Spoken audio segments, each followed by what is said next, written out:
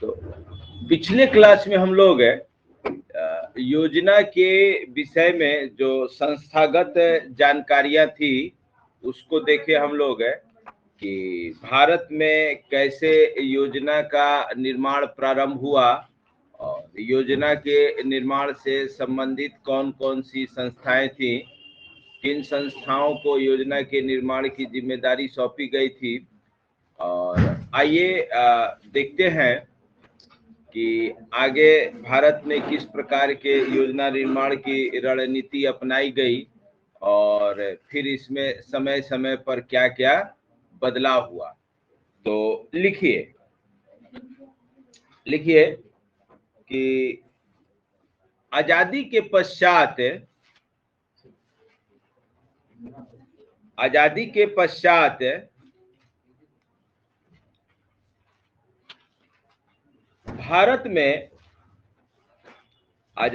पश्चात भारत में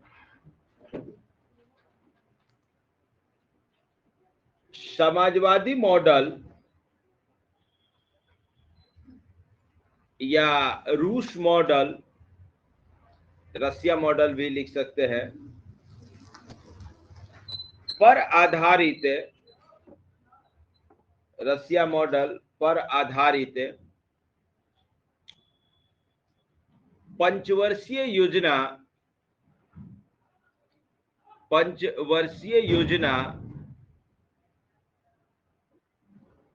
की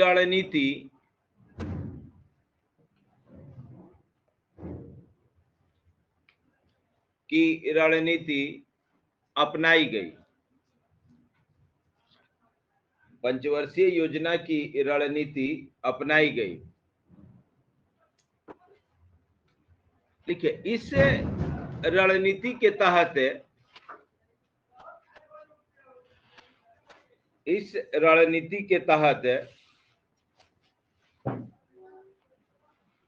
5 वर्ष के लिए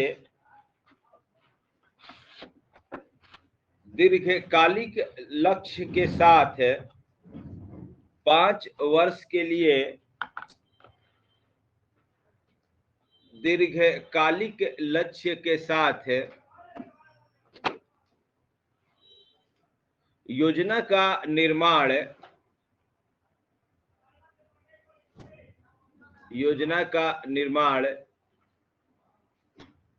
किया जाता था।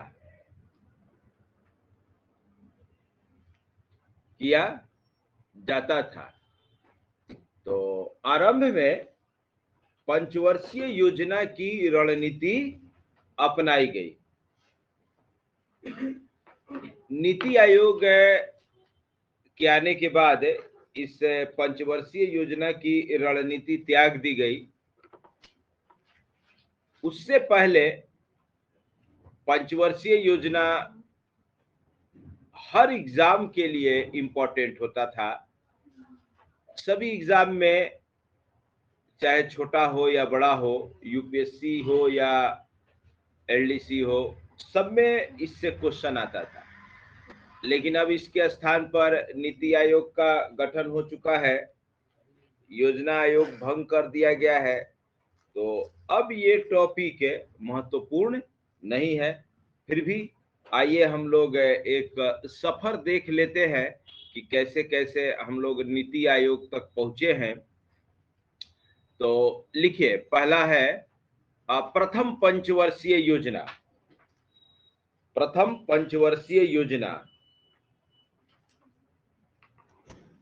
या हेडिंग दे सकते हैं कि भारत की पंचवर्षीय योजनाएं।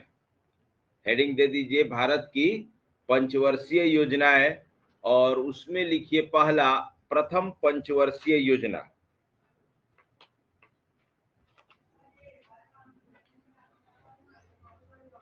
और उसके सामने लिखिएगा 1951 to 1956, 5-5 साल बढ़ते जाना है, 5-5 साल बढ़ते जाना है। तो 51 से 56, 1951 से 1956 लिखिए। यह योजना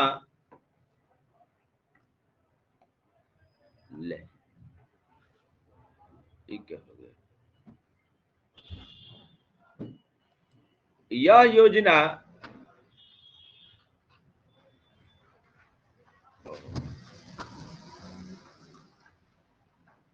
Harold Domar growth model, Harold Domar growth model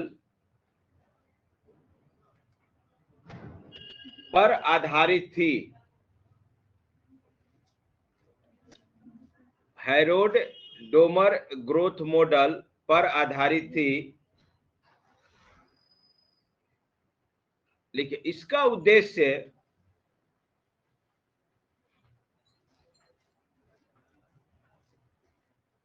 उद्देश्य और हाइफन देके लिखेंगे कि देश के समक्ष खाद्यान्न समस्या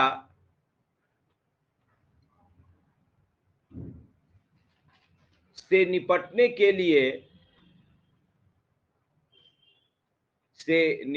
के लिए मुख्य ध्यान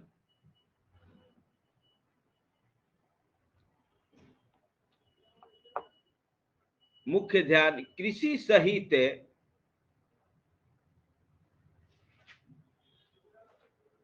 सहित सिंचाई तथा बिजली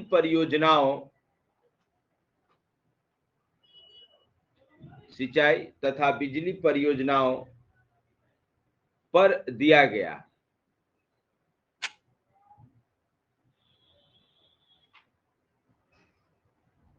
ठीक है, देखिए देश आजाद हुआ था और देश के सामने उस समय सबसे बड़ी समस्या थी भुखमरी की, खाने के लिए कमी थी और साथ में ग्रामीण गरीबी बहुत अधिक थी। तो हुआ ये कि अगर एग्रीकल्चर को बढ़ावा दिया जाए तो ग्रामीण गरीबी भी दूर होगी, ग्रामीण बेरोजगारी दूर होगी और साथ में हम खाद्यान्न पर आत्मनिर्भर होंगे, क्योंकि पहले तो भरपेट भोजन चाहिए। तो इसलिए पहली पंचवर्षीय योजना में किस चीज पर जोर दी गई? कृषि पर, सबसे ज्यादा जोर कृषि पर। अब लिखिए द्वितीय पंचवर्षीय योजना 1956 to 61। हाँ, सेकेंड हो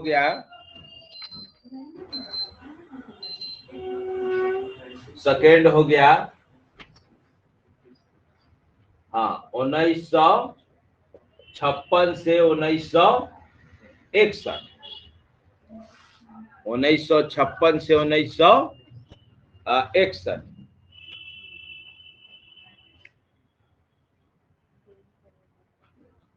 लिखिए कि द्वितीय पंचवर्षीय योजना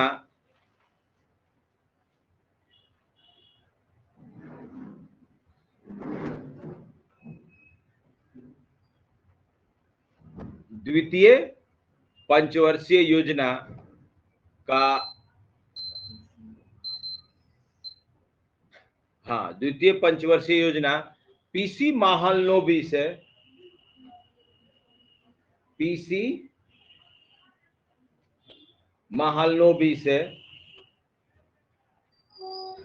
मॉडल पर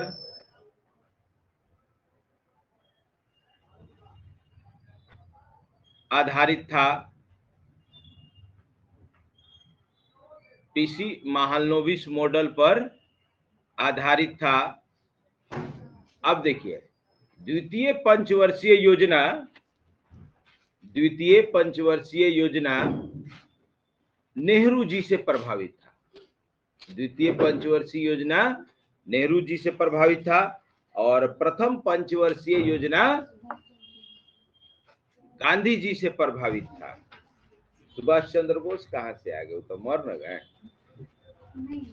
हैं? लिखा हुआ है। अच्छा, तो वो तो खैर उस समय बोले होंगे। प्रथम पंचवर्षीय योजना गांधी जी पर सुभाष चंद्र बोस काट दो, गलत है। देखो, जोड़ने के लिए तो किसी को कहीं से जोड़ देंगे, है कि नहीं? कोई पहली बार तो ऐसा बात बोलता नहीं है, पहले भी कोई ना कोई ऐसा बोला है। तो प्रथम पंचवर्षीय योजना गांधीयन मॉडल था, बॉटम टू टॉप था, और द्वितीय पंचवर्षीय योजना टॉप टू बॉटम था। तो नेहरू जी का ये था कि बड़े बड़े उद्योगों को लगाया जाए तो नीचे अपने आप विकास होगा, और सारा एनर्जी बड़े बड़े उद्योग को लगाने में लगा दिए। तो लिखिए, पीसी महालनोबिस मॉडल पर आधारित था। लिखिए, इसमें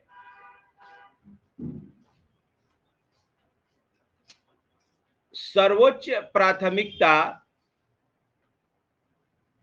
इसमें सर्वोच्च प्राथमिकता भारी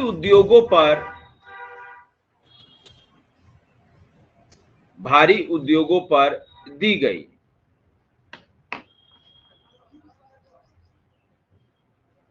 लिखिए, यह सोवियत रूस मॉडल पर सोवियत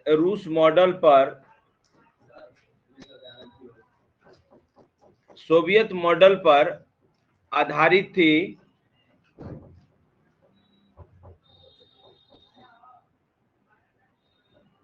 लिखिए ब्रैकेट में, या सोवियत मॉडल पर आधारित थी या समाजवादी मॉडल पे आधारित थी।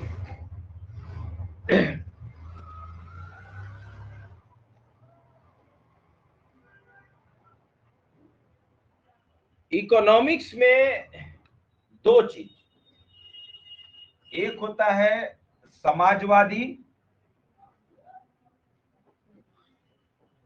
और दूसरा होता है पूंजीवादी। समाजवादी में सब बड़ी बड़ी जितनी कंपनियां होंगी सरकारी होंगी, बड़ी बड़ी जितनी कंपनियां होंगी सरकारी होंगी, और पूंजीवादी में सब प्राइवेट, पूंजीवादी में प्राइवेट। तो अभी तो प्रेजेंट टाइम में शुद्ध है पूंजीवादी, शुद्ध समाजवादी कोई नहीं है, शुद्ध समाजवादी कोई नहीं। देखिए, शुद्ध पूंजीवादी का उदाहरण यूरोपियन कंट्री को मान सकते हैं, अमेरिका और यूरोपियन कंट्री की, वहां हर चीज प्राइवेट है। और समाजवादी आपका हो गया रूस, चीन, लेकिन ये भी शुद्ध है नहीं है, क्योंकि यहां पर भी कुछ न कुछ प्राइवेट कंपनियां हैं। हालांकि रसिया में बहुत हद तक सब सरकारी है, कम है, लेकिन चीन में तो बहुत सारे अब प्राइवेट हो गए हैं।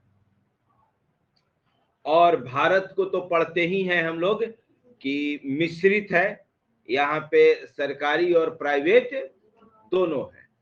तो मैक्सिमम सरकारी कंपनियां यही द्वितीय पंचवर्षीय योजना के बाद या द्वितीय पंचवर्षीय योजना के दौरान स्थापित होना प्रारंभ हुई, और उसके बाद भी स्थापित होती रही। ठीक है, तर्क ये था कि ये जो बड़ी बड़ी कंपनियां हैं, खास करके जो इंफ्रास्ट्रक्चर से रिलेटेड हैं, ये तुरंत प्रॉफिट नहीं देती हैं, ये तुरंत प्रॉफिट नहीं देती हैं। इसलिए कोई भी प्राइवेट सेक्टर की कंपनी जल्दी इसमें आना नहीं चाहता। देश में जब उदारीकरण भी प्रारंभ हुआ, देश में जब उदारीकरण प्रारंभ हुआ, विदेशी निवेश को छूट दी गई, तो अधिकांश विदेशी कंपनियों का निवेश वैसे सेक्टर में हुआ जहां से तुरंत रिटर्न मिलता हो, गेस्टेशन पीरियड कम हो। गेस्टेशन पीरियड मतलब पूंजी लगाएं और आमदनी कितने दिन में आ रहा है, वो बीच का पीरियड। तो अधिकांश फॉरेन कंपनियां सर्विस सेक्टर में आई, सेवा क्षेत्र में आई। सेवा क्षेत्र में तुरंत पैसा लगाया और तुरंत आईटी सेक्टर में आया। आईटी सेक्टर में आज पैसा लगाया, कल से इनकम शुरू। लेकिन iron and steel company, aluminium company, infrastructure company, अभी सबको लगाने में 2-3 साल लग जाता है, तब तक उनका पूंजी ब्लॉक होता है, तो उसमें ये आना नहीं चाहते। और प्लस प्रॉफिट भी दूसरे सेक्टर की अपेक्षा थोड़ा कम है। तो गवर्नमेंट ऑफ इंडिया तय किया कि वैसे सेक्टर जहां की प्राइवेट कंपनियां नहीं आना चाह रही हैं या इस पर इतना अपना इंटेंशन या कहिए कि अपनी इच्छा जाहिर नहीं कर पा रही है इसमें आने के लिए, तो सरकार खुद लगाए, सरकार खुद वैसे कंपनियों की स्थापना करे और ये सिलसिला चलता रहा। आइए, तो द्वितीय पंचवर्षीय योजना हो गया है ना। अब लिखिए तृतीय पंचवर्षीय योजना। तृतीय 1961 to 66, तृतीय 61 से 66,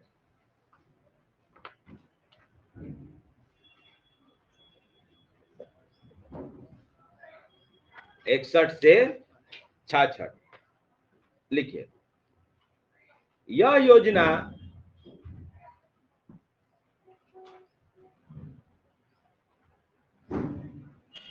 पंत एवं लिटिल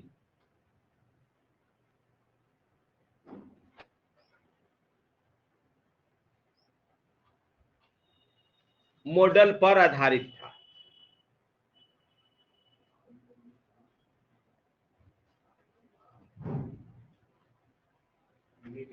हाँ हाँ हाँ,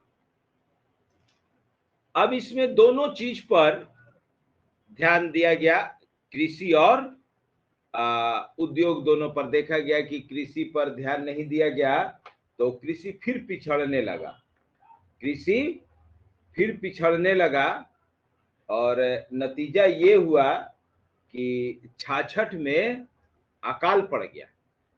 भारत में 66 का अकाल बहुत फेमस अकाल है, लाखों लोग मारे गए थे, जैसे तैसे लोग अपने को जिंदा बचा पाए थे।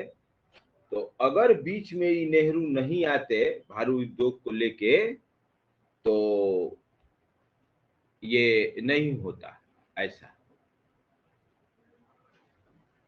पहले आप कोई गरीब आदमी है तो पहले उसको घर चाहिए, सर ढकने के लिए जगह चाहिए कि नंगे भूखे पेट है हवेली बनवा दो। तो क्या करेगा हवेली का? ठीक है चाहिए, लेकिन पहली प्राथमिकता है कि भूख।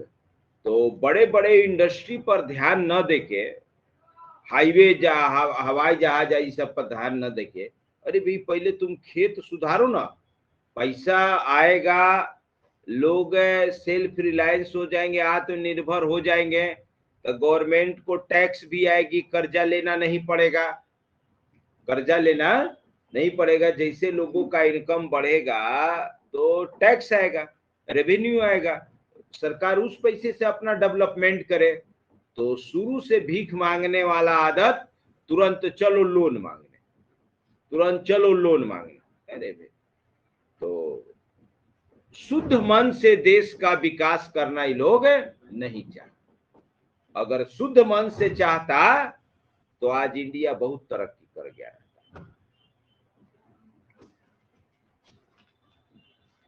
आइए लिखिए। तो इस योजना में, नीचे लिखिए, इस योजना में सर्वोच्च प्राथमिकता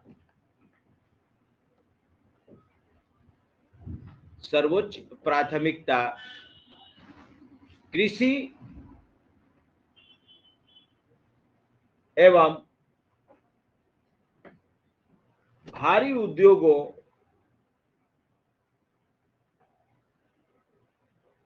को दी गई। कृषि एवं भारी उद्योग को दी गई। लिखिए कि इस योजना के दौरान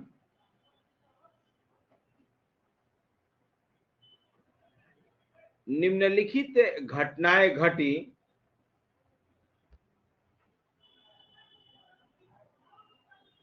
जिसके कारण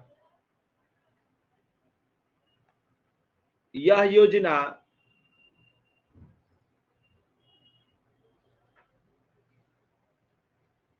पूरी तरह है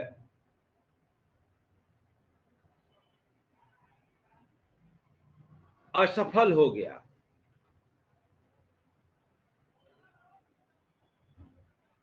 पूरी तरह असफल हो गया। लिखिए, पहला, 1962 में भारत चीन युद्ध।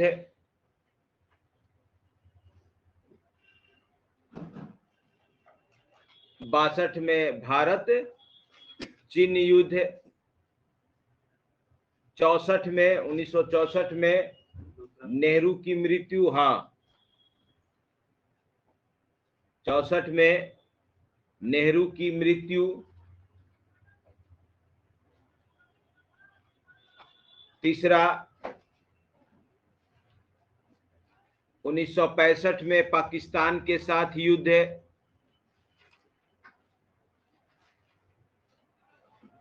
1965 में पाकिस्तान के साथ युद्ध।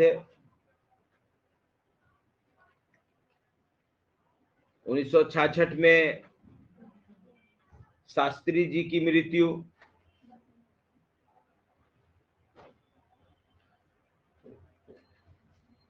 66 में शास्त्री जी की मृत्यु।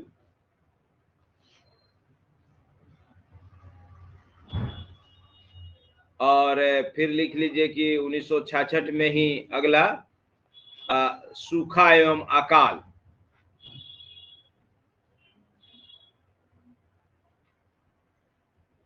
सूखा एवं अकाल इत्यादि। तो ये सब घटनाएं घट गई 1900 माने तृतीय पंचवर्षीय योजना के दौरान, कि सारा चीज अस्त व्यस्त हो गया और जो प्लान था वो इम्प्लीमेंट नहीं हो सका। तो अब फिर नए सिरे से प्लानिंग पर ध्यान दिया जाने लगा कि अब क्या किया जाए। तो लिखिए कि इसी समय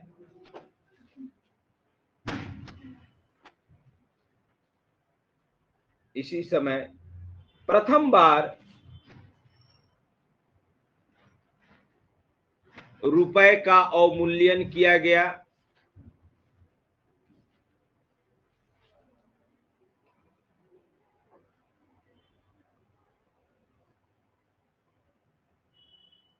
तो रुपए का अवमूल्यन किया गया मतलब रुपए की वैल्यू घटा दी गई।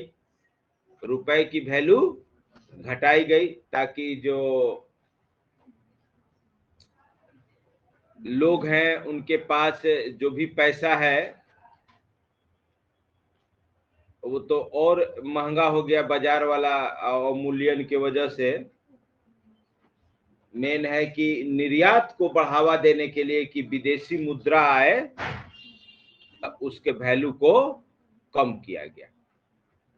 अवमूल्यन से जो हमारा निर्यात होता है वो सस्ता होता है और आयात जो है महंगा हो जाता है।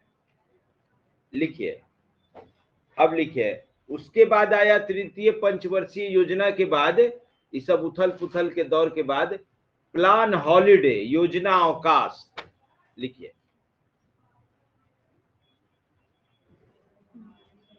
प्लान हॉलिडे, योजना अवकाश।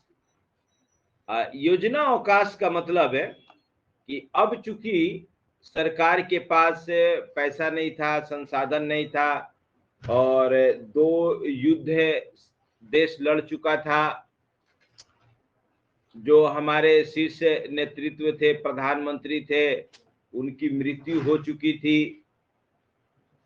तो हुआ ये कि अब पंचवर्षीय योजना के स्थान पर अभी काम चलाओ कैसे भी देश को आगे खींचा जाए, तो 1 ईयर प्लान लाया गया। 1 ईयर प्लान लाया गया, ठीक है।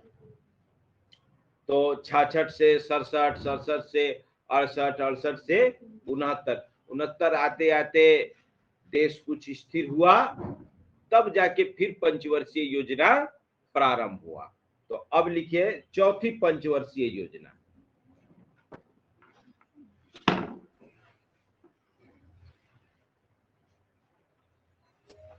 उनहत्तर से 74,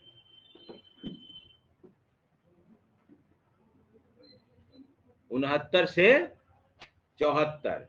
अब इन सबों की वजह से भारत में गरीबी, भूखमरी ये सब फैल गया। इन सबों की वजह से भारत में गरीबी, भूखमरी ये सब फैल गया। तो अब पहली प्राथमिकता दी गई गरीबी दूर करने को। लिखिए कि इस योजना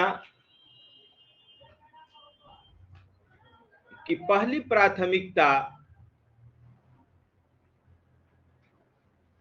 इस योजना की पहली प्राथमिकता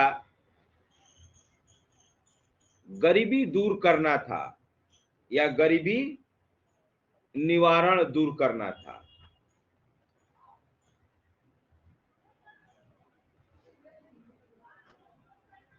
उनहत्तर से 74, तो ये भी काल देश के लिए बड़ा खराब था। ये समय भी देश के लिए बड़ा खराब था। ये भी योजना फेल कर गया। तो इस दौरान क्या क्या घटनाएं घटी? लिखिए कि इस योजना के दौरान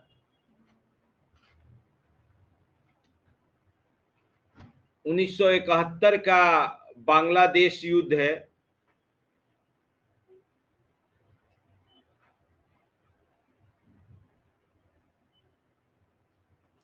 बांग्लादेश युद्ध,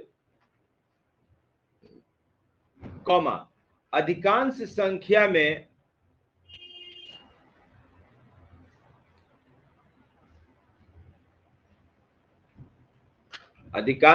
में शरणार्थियों का भारत आना,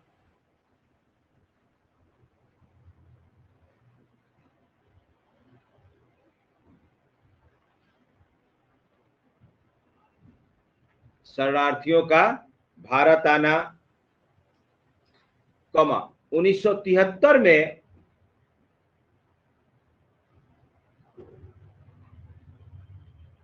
ओपेक द्वारा, ओपीईसी, ओपेक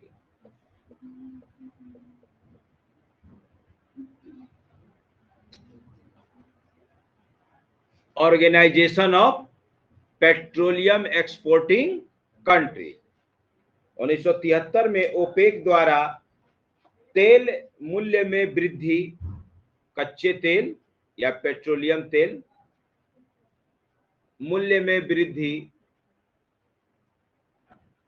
के कारण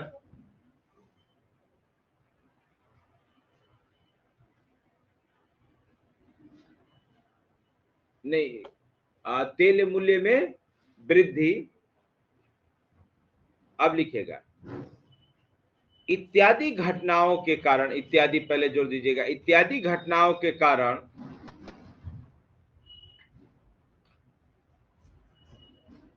यह योजना भी असफल रहा। यह योजना भी असफल रहा।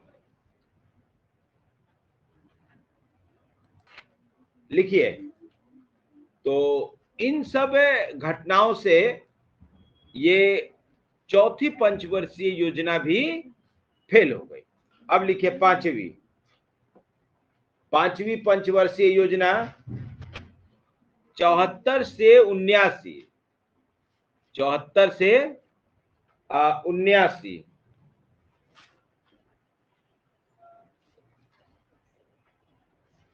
5 साल है ना। लेकिन अब सुनिए, इसमें क्या होता है कि आप लोगों को पता है कि 77 में इलेक्शन हुआ। 77 में हुआ क्या 78 में हुआ कि 77 में, हाँ 74 से 79, लिखिए 77 में सरकार बदलने के कारण, 77 में सरकार बदलने के कारण यह योजना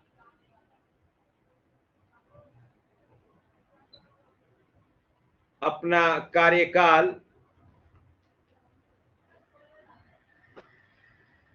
पूरा नहीं कर सका।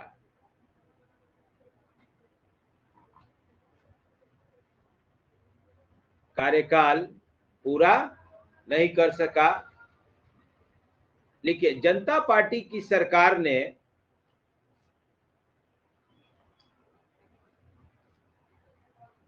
इसे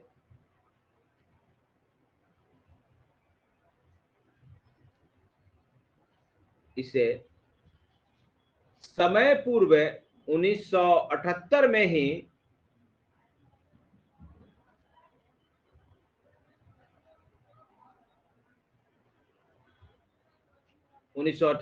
ही समाप्त घोषित कर दिया।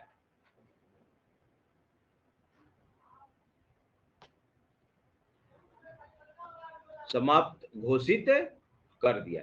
लिखिए, इस योजना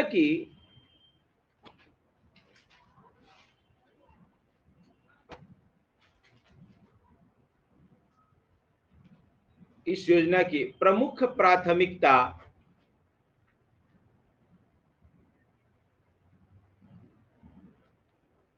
गरीबी निवारण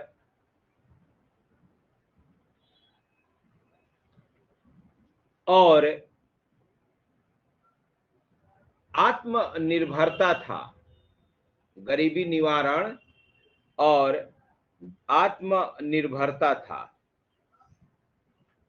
कि गरीबी दूर किया जाए और भारत को आत्मनिर्भर बनाया जाए, विशेषकर खाद्यान्न के मामले में। ठीक है, लिखिए, इसी योजना के दौरान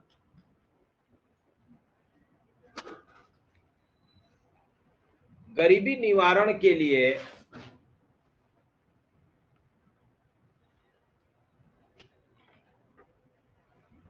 20 सूत्री कार्यक्रम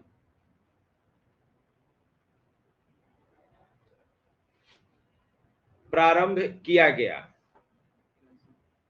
इस योजना के दौरान गरीबी निवारण के लिए 20 सूत्री कार्यक्रम प्रारंभ किया गया।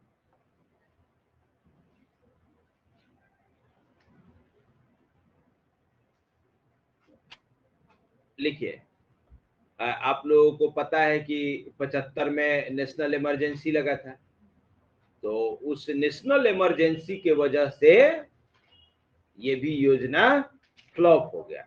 अब तो इंदिरा गांधी पूरा भिड़ेगी सबको जेल में डालने में, तो योजना हो गया फ्लॉप। लिखिए कि इस योजना के दौरान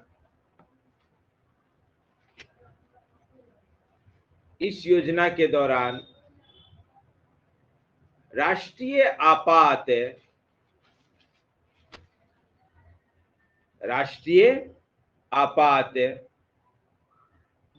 हाँ, तो 75 वाला इमरजेंसी कब से कब हो गया? 25 जून 1975 से 21 मार्च 1977 तक। तो इस इमरजेंसी की वजह से ये भी योजना फेल। तो अब आप लोग देख रहे हैं कि तृतीय योजना के दौरान भी गड़बड़ हो गया, चौथी के दौरान भी गड़बड़ हुआ और पांचवी के दौरान भी गड़बड़ हुआ। इसके वजह से अब ये सारी योजनाएं फेल हो रही हैं, सारी योजनाएं फेल हो रही हैं। तो इस तरह हम लोग देखें कि हम लोगों का 5वीं पंचवर्षीय योजना भी फेल हो गया, है ना। लिखिए, तो रोलिंग प्लान, अब नीचे हेडिंग दीजिए, रोलिंग प्लान इसको कहते हैं। तो उसमें क्या लिखे थे आप लोग? अच्छा, राष्ट्रीय आपात। राष्ट्रीय आपात के कारण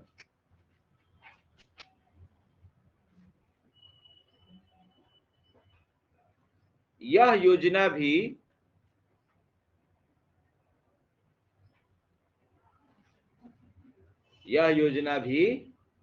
ये पंचवर्षीय योजना असफल रही।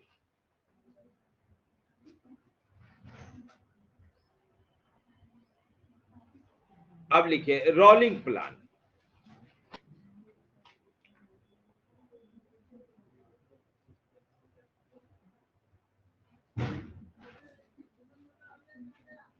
अठहत्तर से 79, 78 से 79 और 79 से 80 दो था। 78 से 79 और 79 से 80। देखिए, जनता पार्टी की सरकार 24 मार्च 1977 से 14 जनवरी 1980, तो जैसे ही 77 में सरकार आई तो ये जो पंचवर्षीय योजना था उसको खत्म करके और अपना ले आया। 78 से 83 लाया था, लेकिन ये चल नहीं पाया। सरकार 80 में गिर गई। तो जब ये कांग्रेस का प्लान रोल बैक किया है तो कांग्रेस की इसका प्लान चलाएगा, वो भी खत्म कर दिया और इसको खत्म करके 80 में फिर वो अपना प्लान ले आया, 80 से 85। ठीक है, तो ये जो 2 साल है 78 से 79 और 79 से 80, इसको कहते हैं रोलिंग प्लान, इसको कहते हैं रोलिंग प्लान। चलिए लिखिए रोलिंग प्लान। हाँ, 78 से 79 और 79 से 80 लिखिए। यह योजना, लिखिए, यह योजना गांधीयन मॉडल पर आधारित थी।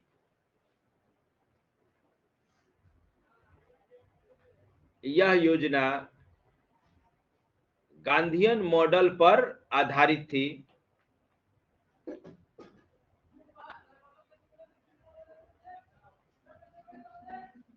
लिखिए, इसका मुख्य ध्यान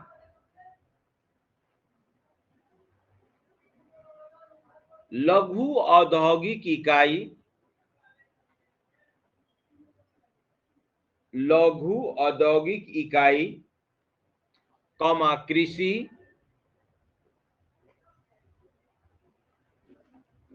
कृषि, मूलभूत उद्योग, मूलभूत उद्योग इत्यादि पर था। कृषि, लघु औद्योगिक इकाई और मूलभूत उद्योग इत्यादि पर था। ठीक है, लिखिए।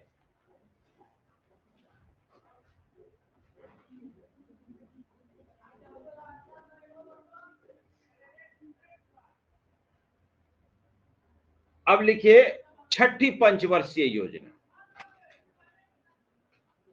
छठी पंचवर्षीय योजना। तो छठी हो गया 80 से 85। अब इधर कोई विशेष वैसी प्रमुख घटनाएं नहीं है जिसके दौरान अपना या जिसको प्रश्न जिसको एग्जाम में पूछा जाए। तो अब सीधे केवल योजना लिखते चलिए। 7वीं कब से कब हो जाएगा? 85 से 90। लिखिए 7वीं 85 से 90।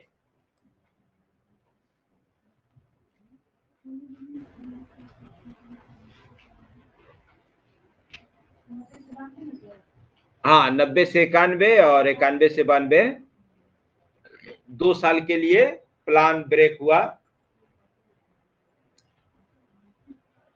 ठीक है, चलिए अब सुनिए। अब इसके बाद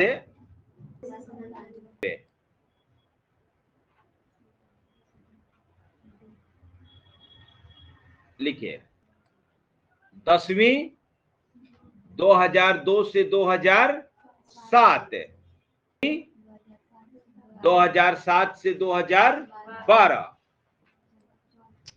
हाँ, 12वीं था 2012 से 2017, लेकिन बीच में ही खत्म हो गया। योजना आयोग को कब भंग किया गया? 14 अगस्त 15 में ना, 14 में। अच्छा, वो तो नीति आयोग लागू हुआ था। हाँ, नीति आयोग। चलिए 13 अगस्त 2014 को योजना आयोग भंग भाजपा सरकार द्वारा, और 1 जनवरी 2015 से नीति आयोग लागू। अब आ गया नया दौर, नीति आयोग। अब नीति आयोग अपना अलग तरीके से योजना बना रही है। तो नीति आयोग पर कल चर्चा करेंगे हम लोग। आइए देखिए, लिख के और दिखाइए।